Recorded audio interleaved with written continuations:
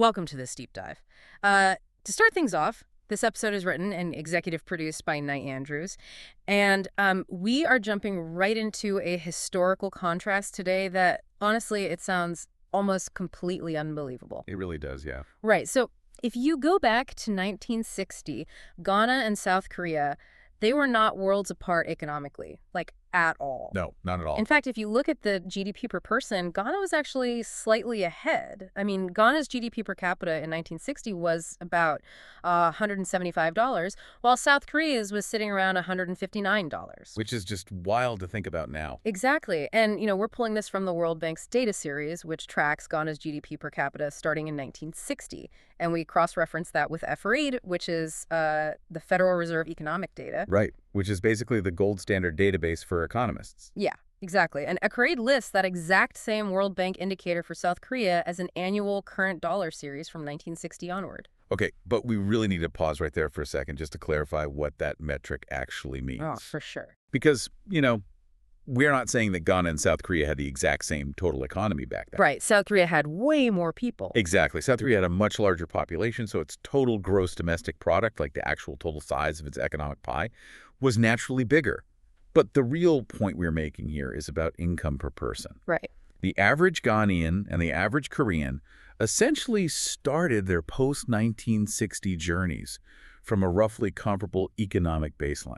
And that is exactly where this story becomes incredibly painful. Yep. Because today you look at South Korea, and it's one of the most advanced economies in the entire world. I mean, it builds massive cargo ships, cars, semiconductors, mobile phones, batteries, steel. Huge global brands, yeah. Exactly. And meanwhile, you look at Ghana. After decades of mining gold, exporting cocoa, finding oil, managing these major seaports, having an incredibly fertile land, an English language advantage in global trade, and, real democratic stability. Which is huge, yeah. It is. But despite all that, Ghana is still asking the exact same fundamental questions it was asking decades ago. Mm-hmm. Like, why is the cedi so chronically unstable? Why are good-paying jobs so incredibly hard to find? Why does the government keep going back to the IMF for bailouts? Right, again and again. Yeah. And, why do we successfully build roads and schools but still just fundamentally struggle to transform the economy into an industrial powerhouse? Why do governments come and go, but the ordinary citizen always just feels so squeezed? And that, right there, is exactly why this endless debate between the NDC, the National Democratic Congress, and the NPP, the New Patriotic Party, it just cannot be about party colors anymore. No. It can't just be about who shouts the loudest on the radio or, who pulls the biggest crowds at rallies.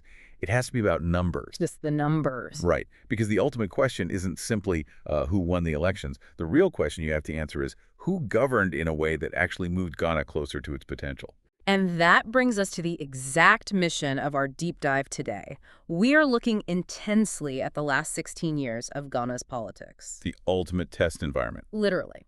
Because from 2009 to 2016, the NDC had 8 years in power under Mills and Mahama. And then from 2017 to 2024, the NPP had 8 years under Akufo-Addo and Bawumia. Right. Same country. Same country, same people, same natural resources. Same democratic system. Exactly.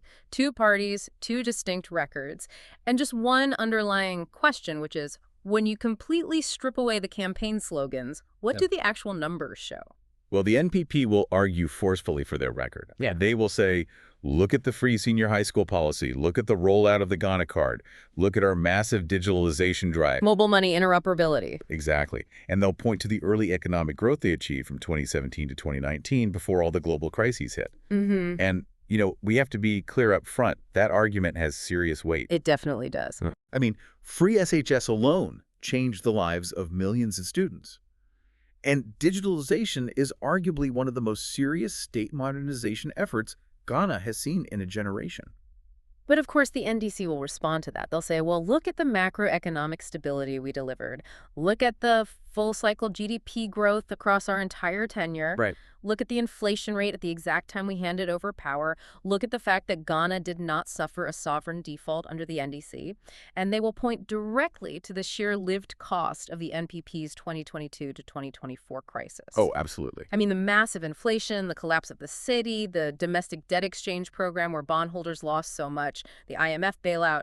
And that argument, looking at the data, also has immense weight. Which is exactly why this deep dive is not about pretending both parties performed exactly the same. Well, that would be totally lazy. It would be intellectually lazy. Yeah. This analysis is entirely about the truth found in the data.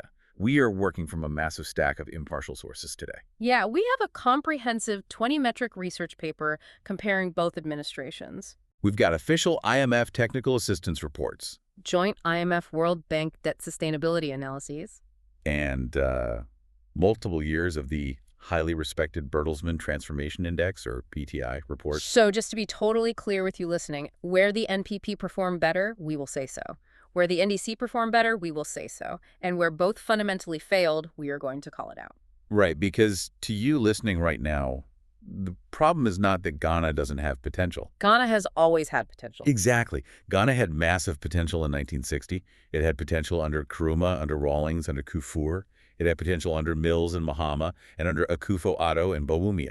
But having potential is not development. No, it's not. Yeah. Development requires discipline.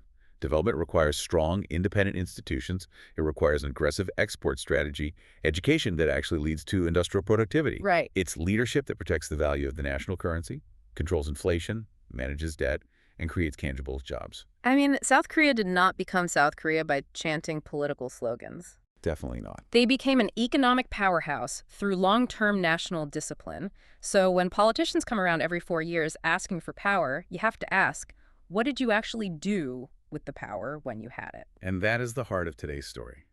No NDC propaganda, no NPP propaganda, just numbers.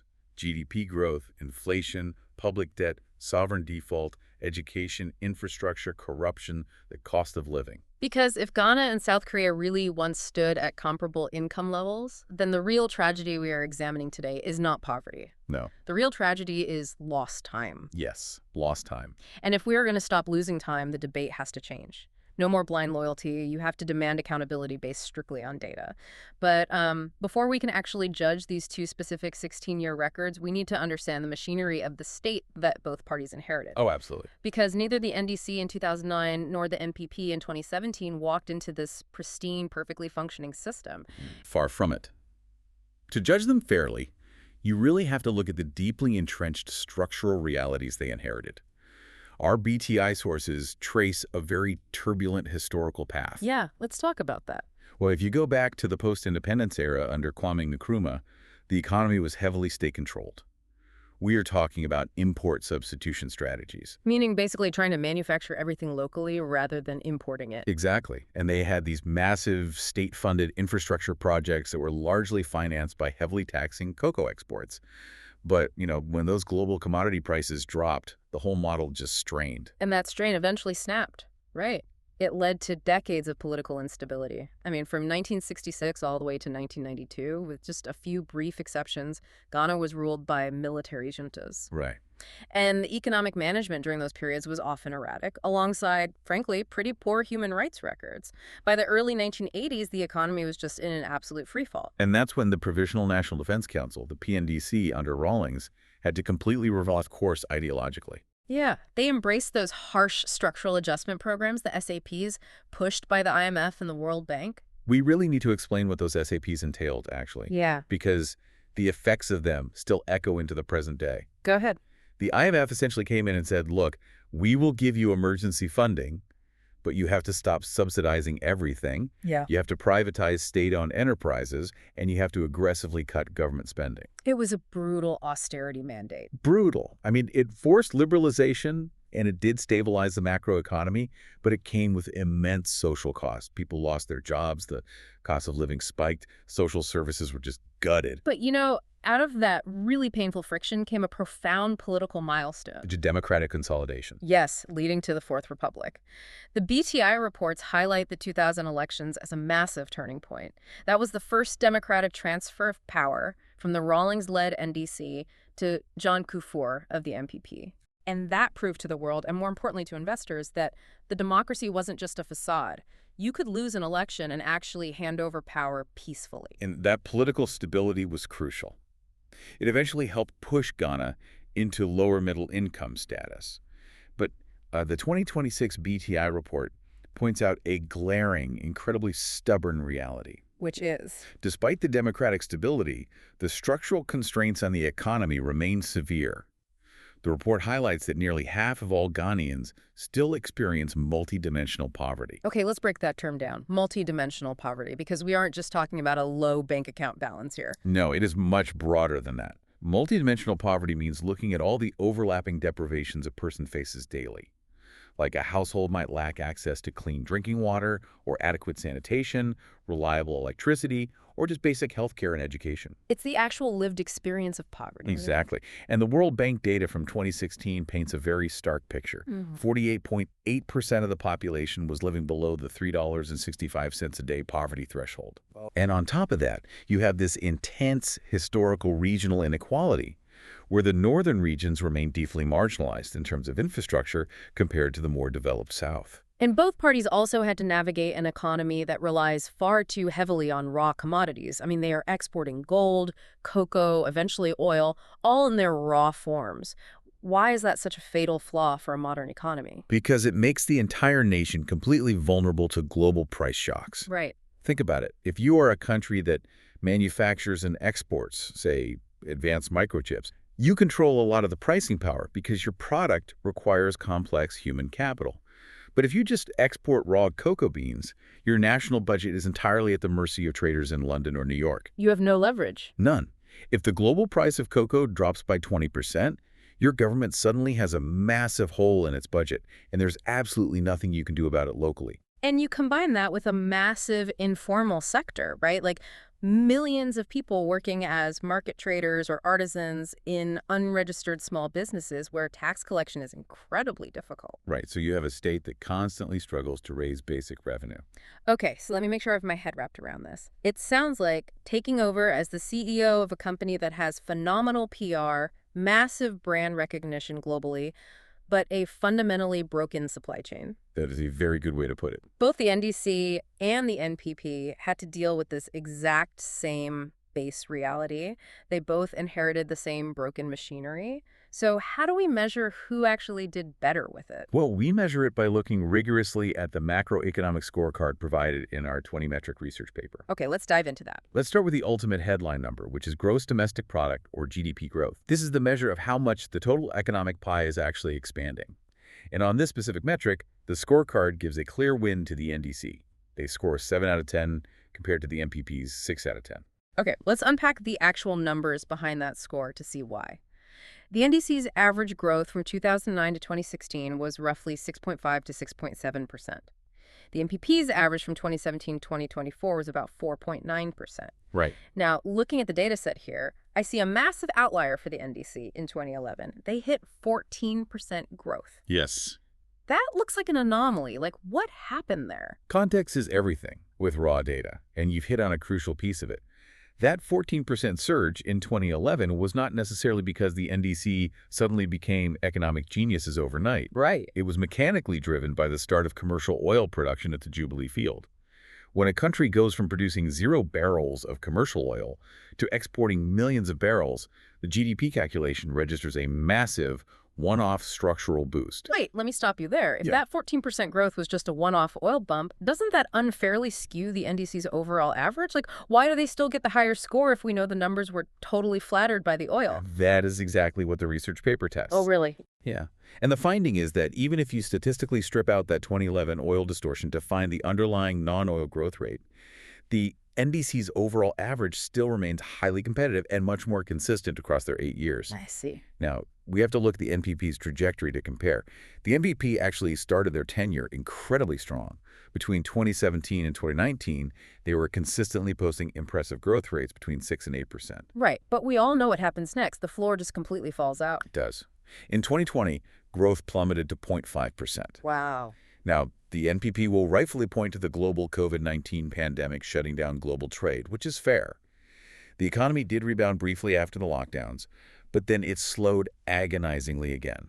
It dropped to 3.8% in 2022 and down to 2.9% in 2023. So it's that extreme volatility and the deep, prolonged stagnation during the MPP's second term that severely dragged down their overall 8-year average. Exactly. Well, that stagnation is brutal on a national level, but let's talk about the metric that every single listener feels intensely every single time they go to the market. Inflation. Yes, let's talk about inflation. The score here is NDC 6 out of 10, NPP 4 out of 10.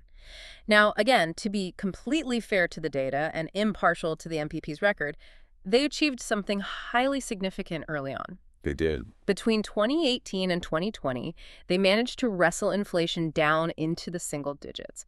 That is a major, highly difficult macroeconomic achievement for a developing economy. It absolutely was. I mean, achieving single-digit inflation provides immense relief to businesses trying to plan and citizens trying to save. But, macroeconomic management is ultimately judged by the condition of the house when you hand over the keys. Right. You don't get credit for keeping the house tidy for 3 years if you let it burn down in year 6. That's a brutal way to put it, but yeah. And the inflation spike from 2022 to 2024 was historic.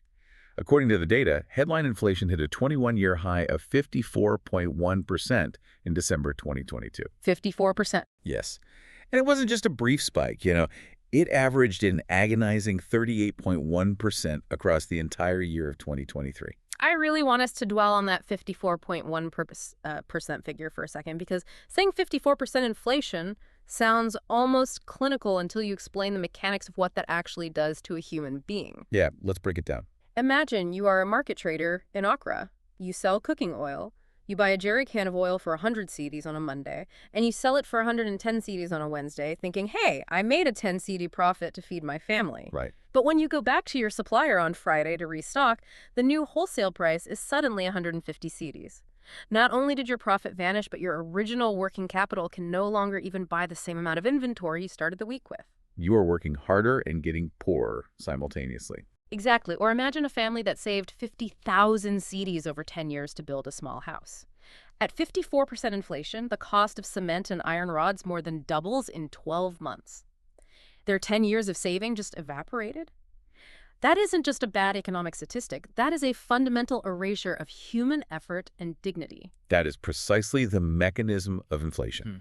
It is the most regressive tax possible because it disproportionately destroys the poor who hold their meager wealth in cash rather than in inflation-protected assets like real estate or foreign currency. Yeah. Now, to compare the records here, the NDC ended its term in 2016 with inflation at 17.5%. That was undoubtedly high, and they were rightfully voted out and heavily criticized for the cost of living at that time. Sure.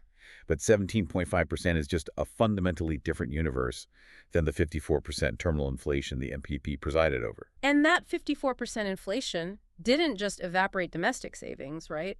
It completely eroded international faith in the currency itself. So let's look at how that panic translated to the cedi. How did the two parties fare in managing the exchange rate against major currencies like the US dollar? Well, on currency depreciation, the research paper scores this as a dead heat. It's 4 out of 10 for the NDC and 4 out of 10 for the NPP. A tie. A tie. Both 8-year periods produced severe, cumulative, and deeply damaging depreciation of the cedi by their respective endpoints.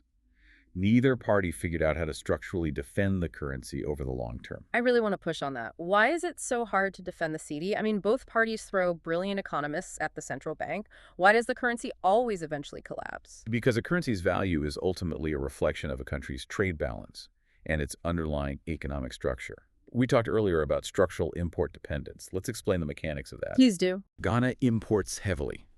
We are talking about manufacturing equipment, vehicles, petroleum products, but also basic consumer goods, poultry, rice, and even toothpicks. Toothpicks, really? Literally, yes. And to buy those things from the global market, Ghanaian importers need U.S. dollars. So there is a constant, massive structural demand for dollars inside Ghana. Okay, so everyone needs dollars to buy imports. How do they actually get the dollars? They get them from the dollars the country earns by exporting goods. But as we discussed, Ghana's main exports are raw commodities. gold, cocoa, oil. Right. If the global price of cocoa drops or if cocoa production falls locally, fewer dollars enter the country. So you have a situation where the demand for dollars to buy imports is aggressively outstripping the supply of dollars earned from exports. And when demand exceeds supply, the price of the dollar goes up. Exactly, meaning the value of the CD goes down. So no matter what clever monetary policy the central bank tries to implement, like raising interest rates or intervening in the spot market, if the fundamental structure of the economy remains, we import high-value manufactured goods and export low-value raw materials, the society will always be on a long-term downward slide. Exactly. Until a government successfully executes a long-term industrial policy that creates high-value exports to earn dollars and local manufacturing to reduce the need to spend dollars on imports, the society will remain structurally weak. And the data shows neither the NDC nor the NPP solved that structural math. So we have seen the macro indicators looking incredibly shaky. We have growth slowing down, inflation destroying domestic wealth, and the currency constantly losing value. That naturally forces us to ask what finally caused the entire financial system to snap. Because it did snap. It really did. And that brings us to the absolute breaking point: the debt crisis, sovereign defaults, and the return to the IMF. According to our sources, this is where the research paper finds the sharpest, most consequential divergence between the two parties. This is undoubtedly the most critical section of the data. And to analyze this, we are drawing directly from the December 2023 Joint IMF World Bank Debt Sustainability Analysis, commonly referred to as the DSA. Right. And it is vital to emphasize to you listening that this is not a political document written by some think tank with an agenda. This is the formal, mathematical judgment of Ghana's principal multilateral creditors. And what did they say? Their official assessment of the MPP's later years is brutal. They officially classify Ghana as being in external debt distress and overall debt distress, explicitly stating that the country's public debt had become completely unsustainable. The sheer scale of the debt accumulation is honestly hard to even wrap your head around. Let's look at the trajectory. The public debt rose from 63% of GDP in 2019 to a staggering 93.3% by the end of 2022. Huge jump. Massive. But, debt to GDP is just a ratio. It can feel a bit abstract. The statistic that completely stopped me in my tracks when I read the sources was regarding cash flow. In 2022, Ghana's debt service to revenue ratio hit 117.5%. We really need to explain clearly what that ratio means in practical terms. Yeah, let me translate that using a household analogy, because it's the only way to really grasp the severity. Imagine you earn $1,000 a month at your job. That is your total revenue. Okay. But the minimum payments on your credit cards, your car loan, and your mortgage total $11,175 a month. Oh, wow. You are mathematically underwater before you even buy a single grain of rice, before you pay for electricity, before you put fuel in your car. That was the government of Ghana in 2022. They owed more in debt interest and principal payments than they collected in total taxes and revenues. That is a perfect analogy, and it explains precisely why a heavy debt burden suddenly transformed into a catastrophic liquidity crisis.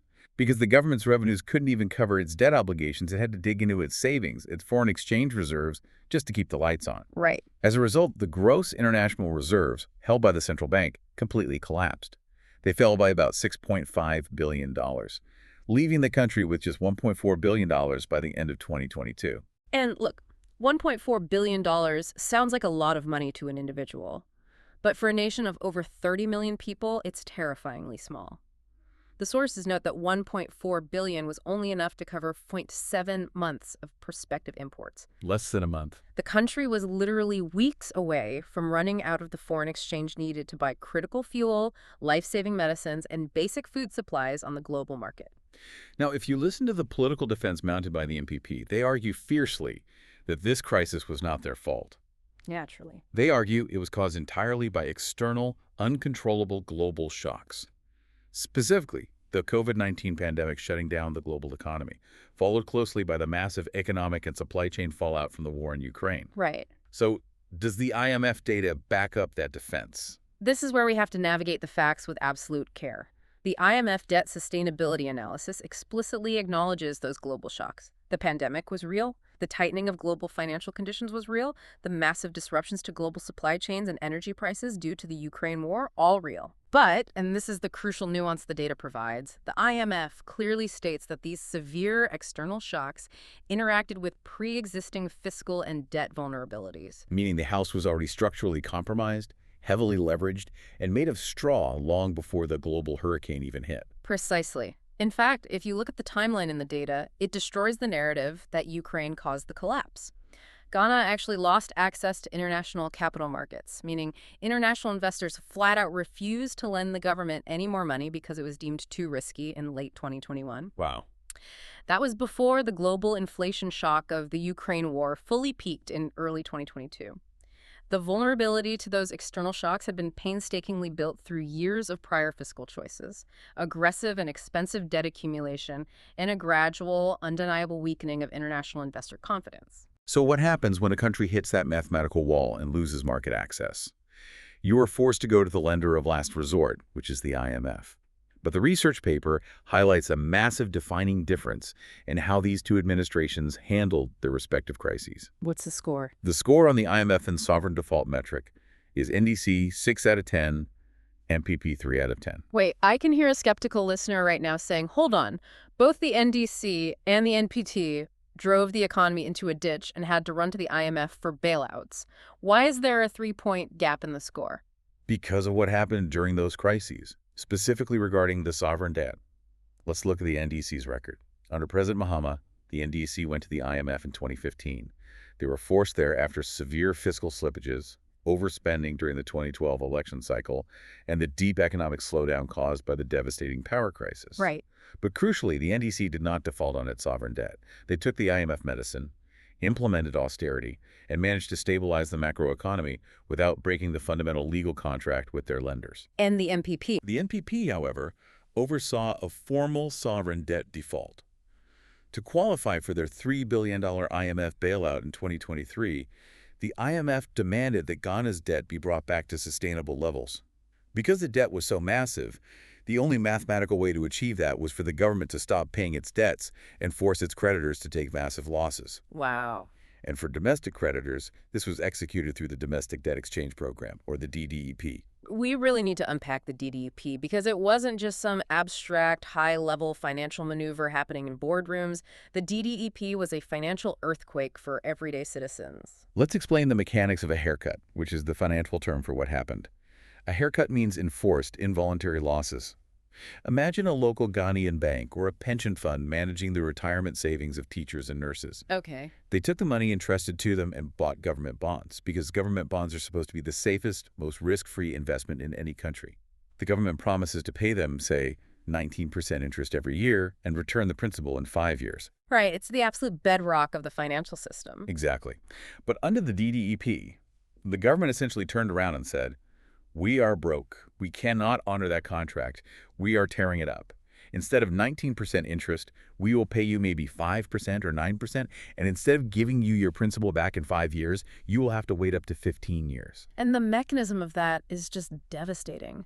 When the government forces a bank to take that massive loss on its investments, the bank's balance sheet instantly shrinks. The bank suddenly has far less capital. So what does the bank do? It stops lending. It stops lending money to everyday businesses. It stops giving out mortgages. Credit dries up completely. It stifles the entire private sector. And for the pensioners, it means the real value of their retirement savings, the money they literally need to survive old age, was structurally decimated just to pay for the government's overborrowing. And there's one final critical point the research paper makes about the debt metrics. If you look at the NPP's debt-to-GDP ratio, by the end of 2024, it actually looks slightly better. It drops down from that 93% peak. Okay, so that's good. Well, the paper clarifies that this statistical improvement is the direct result of the debt restructuring relief after the default. It is not the result of organic economic growth or a sudden embrace of fiscal discipline. They essentially wiped out a portion of the debt by refusing to pay it, which lowers the overall ratio but destroys creditworthiness in the process. I see. So we've seen how the government fundamentally ran out of money and crashed the macroeconomic structure. That naturally forces us to ask a glaring question. Where exactly did all that borrowed money go before the crash? If they borrowed billions, what were they spending it on? Right. According to the sources, a massive portion of it went toward human capital and digital infrastructure. And this brings us to Section 4, which covers the areas where the NPP truly excelled. Let's start with education, specifically the free senior high school policy. The research paper scores this MPP 8 out of 10 and DC 5 out of 10. Now, I know the NEC argues that they started progressively free secondary education, so why the massive gap in the score? Because while the NDC did lay some progressive foundations, like building physical school blocks and initiating targeted subsidies, the NPP delivered the strongest, most expansive single welfare policy of this entire 16-year era. They achieved massive, unprecedented scale. By 2023, the free SHS policy had integrated over 2.5 million beneficiaries. 2.5 million students. We have to pause and really respect what that means on a human level. When you think about the grinding financial burden lifted off the shoulders of poor parents, parents who previously had to make agonizing choices about which child got to go to school and which child had to stay home to work on the farm, that is a generational achievement. It absolutely is. Keeping a teenager in a classroom instead of on the streets or in a dangerous illegal mine is a permanent structural change to the social fabric of the country. Absolutely. The multiplier effect of a more educated populace over the next 2 decades cannot be overstated. But there is a caveat. The analogy you used earlier about the bankrupt household applies here too. How so? Funding a massive, recurring 2.5 million student welfare program, heavily utilizing borrowed high-interest money without a corresponding massive increase in domestic tax revenue, fundamentally contributed to the fiscal crisis we just discussed. It was a brilliant social policy built on an incredibly fragile fiscal foundation. A vital point, yeah. Now let's look at the second major pillar of the NPP success, which is digital public infrastructure. The score here is NTP 8 out of 10, NDC 4 out of 10. The NPP successfully rolled out the biometric Ghana card at a scale never seen before in the country's history. And they didn't just print ID cards. They aggressively integrated that unique identifier into a comprehensive digital identity and tax stack. Wait. They linked it to bank accounts, SIM cards, the National Health Insurance Scheme, and the Revenue Authority. This is fundamental unglamorous plumbing required for building a modern state where citizens can be accurately identified, taxed fairly, and provided with targeted services. But I want to push back on one specific element of the digitalization narrative, because there is a really fascinating, highly contested detail in our sources regarding mobile money interoperability, or MMI. Let's explain MMI first. It is the digital bridge that lets you send money from your MTN mobile money wallet directly to your friend's Vodafone or Airtel Tigo wallet seamlessly, or from your bank account directly to a mobile wallet. It transformed digital commerce in Ghana overnight. Exactly. Now, the NPP campaigns incredibly heavily on MMI, presenting it as their exclusive brainchild. But the research points out that the origin, the initial conceptualization, and the actual procurement process for an interoperability system began under the pre-2017 Bank of Ghana, which means it originated during the NDC era. That's right. So shouldn't the NDC get the credit for this? That's a great example of why we have to look past the political noise and parse the data carefully. The NDC absolutely deserves credit for the origin, the vision, and the initial push. The blueprint was drafted on their watch. But the research paper is clear on why the score tilts heavily to the NPP. Having a blueprint for a bridge is one thing. Actually pouring the concrete and building the bridge is another. The NPP undeniably gets the credit for the actual execution, the rapid implementation, and the massive scaling of MMI. They delivered the working system to the citizens. So we are presented with this profound, almost agonizing paradox. The NPP achieves massive historic leaps in education and digitalization, but simultaneously presides over a historic macroeconomic collapse, a 54% inflation rate, and a sovereign default. What ties these two incredibly contrasting realities together? It's a great question.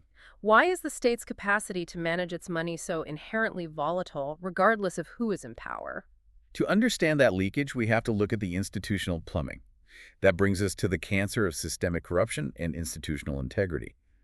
For this, we turn to the official IMF Technical Assistance Report, which, it is crucial to note, was prepared at the specific request of the Ghanaian government itself. Okay, so they asked for this audit. Yes. And the findings detailed in this report are deeply sobering.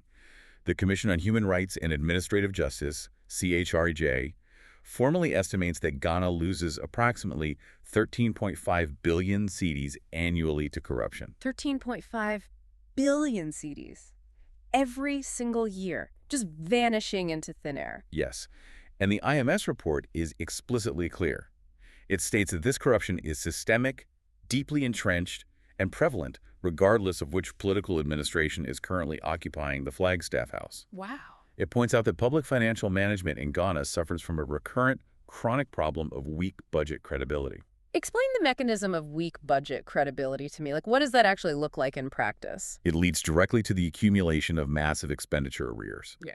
Basically, government ministries and agencies commit to paying contractors for goods and services, like building a road or supplying laptops to schools, when the government mathematically does not actually have the money in the budget to pay them. They write checks, they'll get cash. Exactly. The government signs the contract knowing the treasury is empty. And when the government owes everyone money and can't pay, it creates this terrifying vulnerability.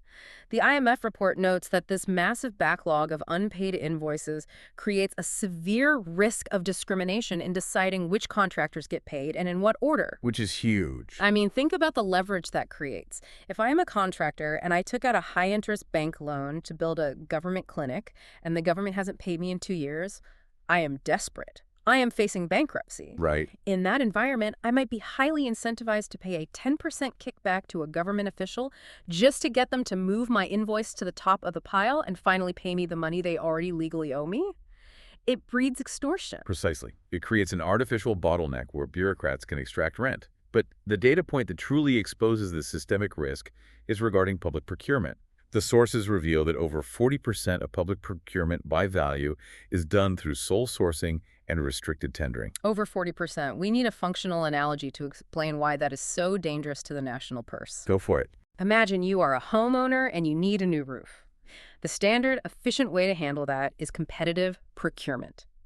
You put out a call, and 3 different roofing companies inspect the house.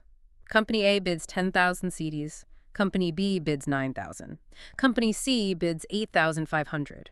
You evaluate their quality, pick Company C, and save money. That is competitive tendering. Makes sense. Sole sourcing is like looking at your leaky roof, handing a blank, signed check to your cousin who owns a construction company, and just hoping he charges you a fair price. Which you won't. Right.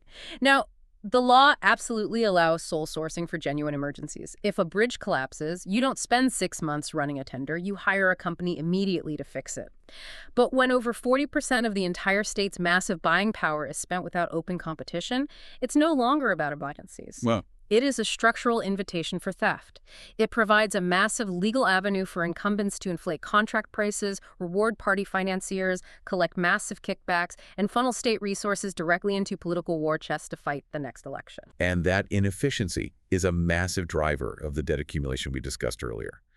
You are borrowing money at 19% interest to fund projects that are overpriced by 30% due to non-competitive procurement. It's madness. So how did the two parties score on managing this systemic failure? On the corruption and audit record metric, the NDC scores 5 out of 10, while the NPP scores 3 out of 10. On institutions and press freedom, the NDC scores 6 out of 10, and the NPP scores 4 out of 10. Now, I can hear the NPP supporters screaming at their speakers. No one in their right mind is arguing the NDC was squeaky clean. They had massive, highly publicized, deeply damaging corruption scandals during their tenure from 2009 to 2016. So how do they mathematically score higher? Because of the broader trends objectively captured in the data, under the NDC, Ghana's peak score on the Global Corruption Perceptions Index, the CPI, was measurably higher than under the NPP. Furthermore, if you look at the longitudinal trends in audit irregularities, these are the specific documented red flags raised by the Auditor General regarding missing state funds, unapproved disbursements, or broken procurement rules. The trend line favored the NDC period. But wait, let me play devil's advocate for the NPP. They literally passed a law and created the Office of the Special Prosecutor, the OSP, in 2017.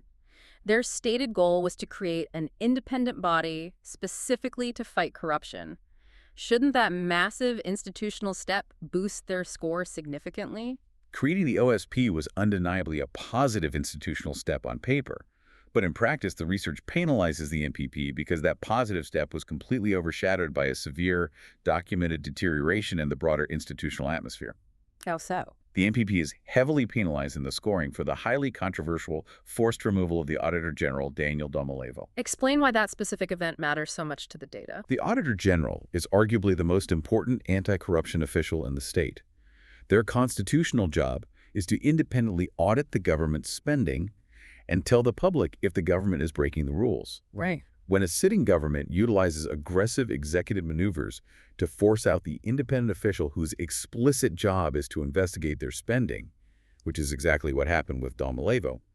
It sends a chilling, terrible signal about institutional integrity to the entire system. Oh, for sure. It signals that independent oversight will not be tolerated. Additionally, the BTI reports note that the NPP periods saw a documented measurable decline in press freedom in Ghana, alongside a significant concurrent spike in those very audit irregularities we just discussed. It really paints a grim picture of a state deeply struggling to police itself, regardless of the rhetoric. Now let's bring this analysis down from the macro level of billions of dollars and institutional design down to the everyday realities that citizens actually experience. The real-world impact. Exactly. The roads we drive on, the lights in our homes, the food we eat, and the jobs we need. Let's look at general infrastructure and roads. On infrastructure, the research paper declares a strict tie. Both the NDC and the NPP score a 7 out of 10. I can hear the party communicators from both sides yelling right now. Both the NDC and the NTP emphatically claim in every debate that they built more roads, more hospitals, and more interchanges than any other government in the history of the Fourth Republic.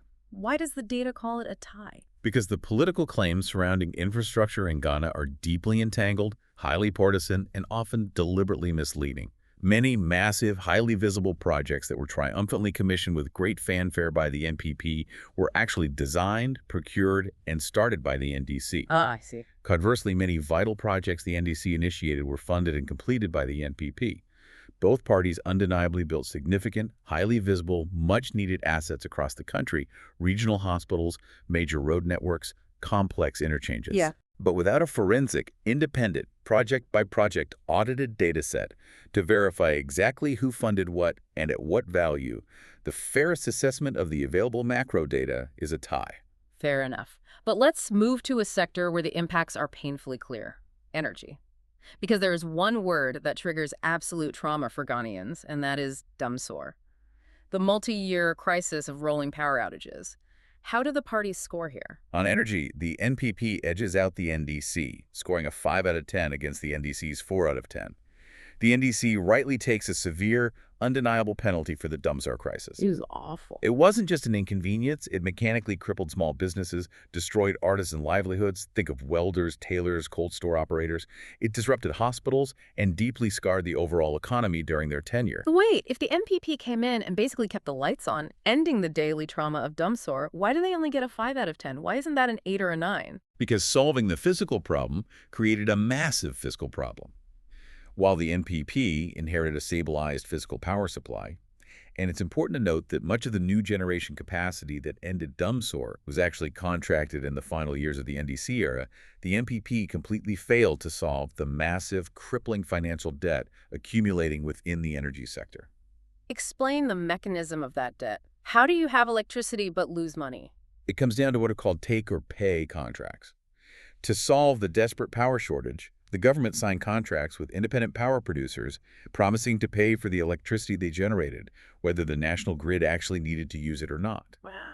So the MPP government was paying billions of cedis for excess power generation capacity that wasn't being utilized, while simultaneously failing to collect enough revenue from consumers due to technical losses and illegal connections. Oh, that's bad. They solved the physical shortage, yes, but they allowed a massive fiscal hole to deepen rapidly, which remains a ticking time bomb for the entire economy. Let's pivot to agriculture and jobs. The NTP launched Planting for Food and Jobs, or PFJ, which was heavily marketed as a massive flagship program to revolutionize farming and employ the youth. And it did have notable early successes in boosting localized yields. But the NDC ultimately holds a slight edge in this category across the 16 years. Why is that? Because the early gains from the Planting for Food and Jobs program were totally wiped out in the later years by staggering, crushing food inflation. If crop yields are supposedly up, but the price of a tomato in the market has tripled, the policy has failed the consumer. And what about cocoa, the historical backbone of the economy? The cocoa sector suffered a severe, multi-layered collapse during the latter part of this era. This was driven heavily by rampant, highly organized smuggling of cocoa beans across the borders to neighboring countries to chase better prices. But even more devastating was the environmental effect of galamsey, or illegal small-scale mining. We really have to explain the brutal mechanism of galamsey because it connects agriculture directly to the macroeconomy. Galamsey isn't just about guys with shovels looking for gold. No, it's not. These are highly mechanized operations, often backed by powerful, shadowy financiers, using heavy excavators to tear up fertile cocoa farms. They use toxic chemicals like mercury to extract the gold, which washes directly into major river bodies like the Pra and the Ancobra, poisoning the water supply. It's an environmental disaster. When you destroy the fertile land and poison the water, the cocoa trees die. When the cocoa trees die, the country's cocoa harvest plummets. When the harvest plummets, the country earns far less US dollars on the global market. And as we discussed earlier, when the country earns fewer dollars, the cedi depreciates and inflation skyrockets. Galamsey is an environmental crime that triggers a direct macroeconomic collapse. Precisely. It is an interconnected loop of destruction. And regarding jobs, the sad truth reflected in the data is that neither the NDC nor the NPP fundamentally solved the youth unemployment crisis. What about NABCO? The NPP launched a massive temporary graduate employment scheme called NABCO to absorb unemployed graduates. But because it was largely a stopgap measure without deep industrial roots, it eventually ran out of funding and wound down. It left tens of thousands of youths back at square one, deeply frustrated both politically and economically. Which culminates in our final, highly personal everyday metric, the cost of living and household welfare. The score here is NDC 5 out of 10, NPP 4 out of 10. Both parties made efforts to expand critical social protections. They expanded the LAEP program, the Livelihood Empowerment Against Poverty Initiative, Right. which provides direct cash transfers to the absolute poorest, most vulnerable households so they can literally afford to eat. Right. And they expanded the national school feeding programs. But the NPP's second term inflicted a far more severe compounding toll on real wages and daily purchasing power. Let's look at the specific mechanisms that hit households under the NPP's second term. You had the staggering wealth destruction from the domestic debt exchange we discussed earlier, which crushed middle-class savings and pensions. You had the 54% inflation rate, which made basic goods unaffordable. And then you had the introduction of the highly controversial e-levy. The e-levy is a fascinating policy failure. It was a tax placed directly on electronic mobile money transactions. Yeah. The profound irony is that the NPP spent years brilliantly building and championing digital public infrastructure and mobile money interoperability to modernize the economy. But when the government went broke, they decided to tax the very movement of that digital money. It's so counterintuitive. By taxing the transfers, they actively disincentivized the digital economy they had just built, driving many citizens back into the shadow economy of cash to avoid the tax.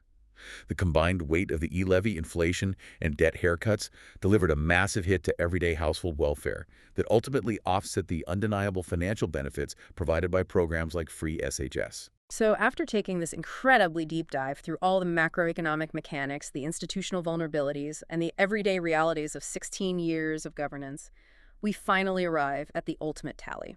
The final numbers. According to the strictly equal weight scorecard calculated from the 20 metric research paper, out of a possible 200 points, the NDC scores 108.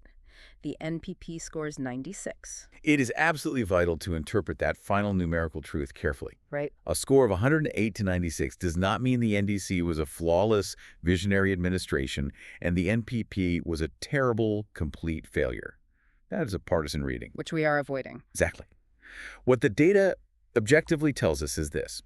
The NPP successfully built two incredibly durable, historic, and vital achievements in free SHS and digitalization. But their second term produced a catastrophic, cascading macroeconomic and governance penalty. Yeah. The sovereign default, the agonizing domestic debt haircuts, the 54% inflation rate, and the highly damaging institutional controversies fundamentally dragged their overall 8-year record down below the NDC's baseline. And the research paper includes a really crucial sensitivity note that we have to mention to you listening. It points out that your personal verdict as a citizen might shift depending on what you subjectively value most. That's very true. If you are a citizen who believes that human capital, meaning mass education, and modernizing the state's digital identity is the absolute prerequisite for any future development, the gap between the two parties narrows significantly in your eyes. Right.